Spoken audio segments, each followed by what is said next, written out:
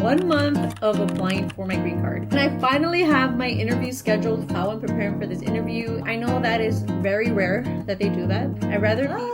Welcome to my channel. My name is Brenda and I'm a DACA recipient and I'm sharing my marriage-based adjustment of status, aka green card application journey with you all. And just in case you haven't seen my previous videos, I'm going to give you guys a quick recap of where I'm at in my application, and then we'll get to the juicy stuff of what this video is about. So I applied for my marriage-based adjustment of status application back in February of 2025.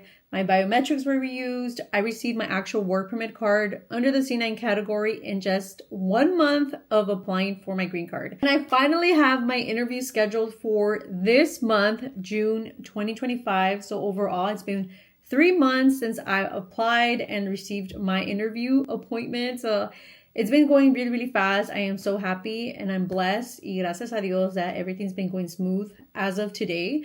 But I still have that interview to prepare for. So that's what this video is about. Me talking about how I'm preparing for this interview. And hopefully it can help you too, especially if you have DACA and you're going through a marriage-based adjustment of status. So let's go ahead and get started. All right, so the first thing that I'm doing in order to prepare for this interview is printing out a copy of my whole entire application that I submitted. I know this might sound a little crazy and over preparing, but this is a just in case and a peace of mind for me. I know every USCIS officer is a little different. Not everyone's going to ask you for the same things. So I'm just preparing for, I guess, worst case scenario, they were to ask me, I don't know, for page 5 of the form I-485 or whatever. So I know that is very rare that they do that, but it's just in case. I'd rather be over prepared. I feel like if I am under prepared, I'm going to feel more anxious. So being over prepared kind of gives me that cushion and feeling more confident about going into this interview. So this is a friendly reminder. If you haven't done so already and you're about to mail in your application, please make a digital copy of your whole entire application. Number 2 is gathering all the original documents that we submitted along with identification. So this includes our marriage license certificate, our birth certificates, our passports, our driver's license, and also my EAD cards that I had with DACA, along with the one I received under the C9 category. Please note, because my birth certificate is in Spanish because I'm from Mexico, I also have to bring my birth certificate with a certified translation. If you have DACA, don't forget to bring your DACA approvals, at least the most recent one, to your interview, just in case they ask for it. I've heard of someone who didn't have it and the officer was a little upset. So just make sure you take that with you. All right, now moving along to the third thing that I'm doing in order to prepare for this interview. It's going over marriage-based interview questions with my husband. So I'm going to try to make another video of exactly the questions we've been going over. But as of now, I can tell you where I'm getting these sample questions from.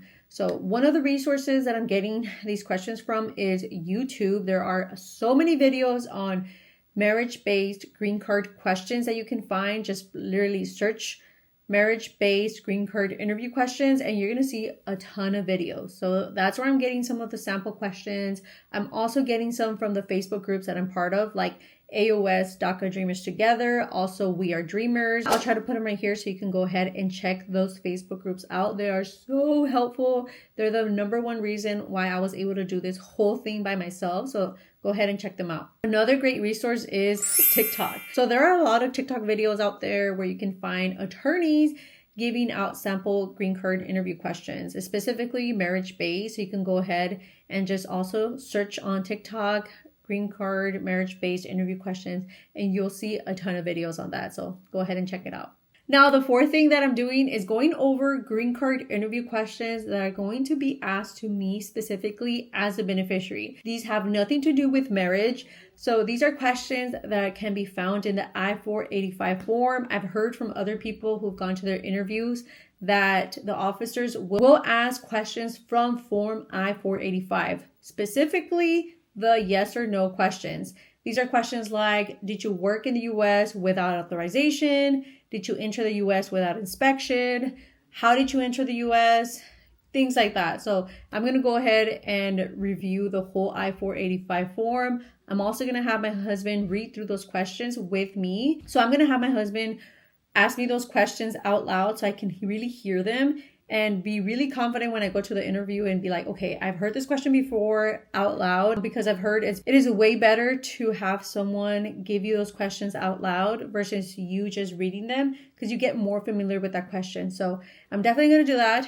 The fifth thing that I'm doing is reviewing all the forms that I submitted, like the I-485, the I-130, the I-130A, the I-693, because I do have a copy of that, even though the one that I sent was sealed, and also the I-864 and the I-765.